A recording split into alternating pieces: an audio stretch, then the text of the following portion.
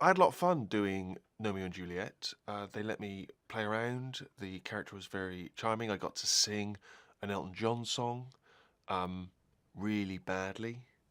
And knowing that Elton John would also see that was just an added humiliation.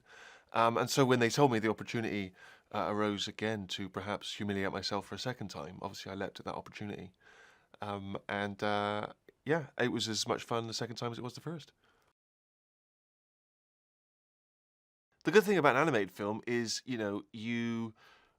because they animate the movie around your voice, you get a lot of freedom to sort of shape the character, and in my case, they give me a lot of freedom to improvise and take what's been written and then run with it and try and expand on it. And what's lovely is that they'll go away and they'll play with some of that stuff that you've laid down, and if some of it works, they'll incorporate it, and they might come back and they say, we like that idea you did last time, let's go with it in this direction.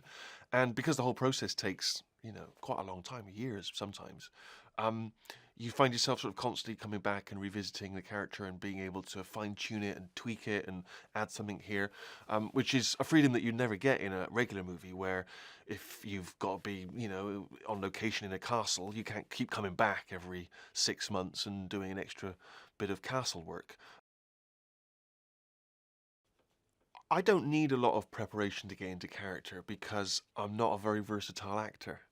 So when I show up, I just say, do you want the West Country accent slower or faster? And that's largely the preparation I do.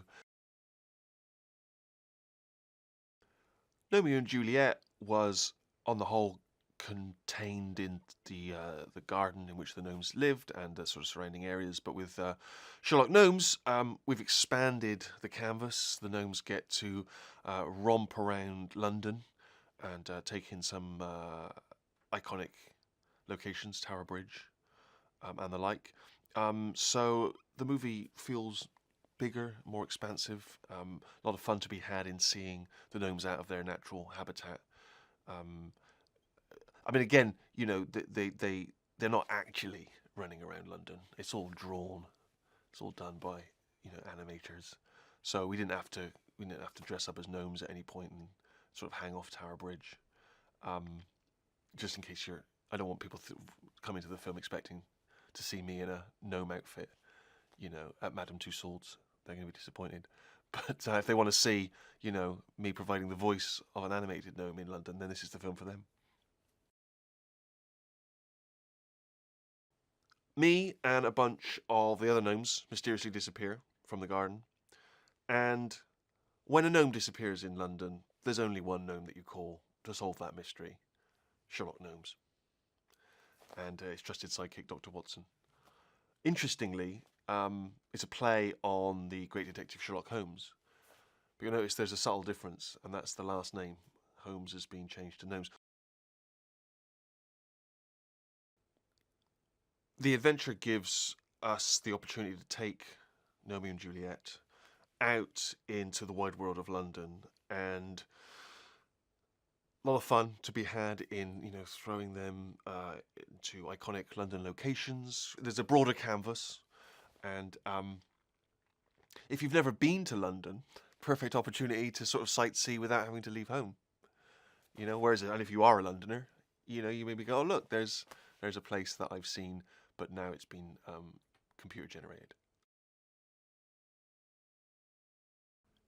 If, like me, you enjoyed Gnomeo and Juliet 7 years ago, then you'll enjoy this one. Because if like me, you want to see anthropomorphized gnomes running amok in London to the music of Sir Elton John, then this is the film for you. Now, I personally, that's what I crave. I crave seeing inanimate objects come to life to the soundtrack of one of our greatest living musicians. There's not enough of films like that, as far as I'm concerned. So I've been praying for this one, and I'm very pleased that it's come along. Sir Elton has provided not only some of his old classics, but new ones as well. And it's always good news when there's some new music from Elton. So that's very pleasing. Who's my favourite gnome? I can be completely objective about this, and let me tell you right now that my favourite gnome is the one voiced by me, Paris. I, in this film, give an exceptional performance. It's full of nuance, depth. It'll make you laugh, it'll make you cry.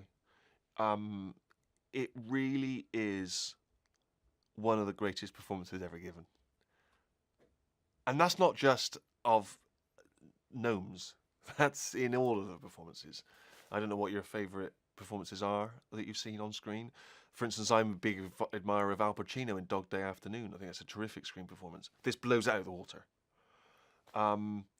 Perhaps you've enjoyed, some of the work of Tom Hanks.